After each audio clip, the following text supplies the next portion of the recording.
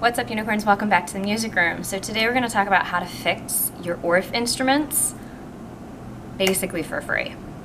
As elementary educators, we are more than familiar with this type of situation. The manufacturers of Orff instruments for elementary school really do not ever take into consideration the fact that these little nubbins, they never last. It's almost impossible for them to stay put. Even if you've got the best behavior management in the world, these things are not meant to last a very long time. So here's a very quick fix. To start, you will need a nail that is about 1.5 inches long.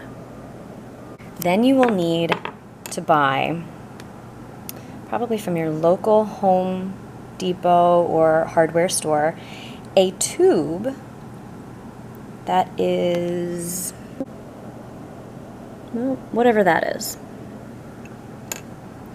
But you're getting a tube that is hollow on the inside.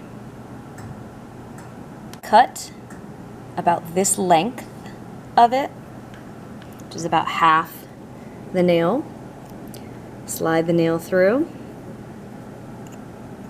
and then you're going to hammer the nail in place of where that nubbin used to be.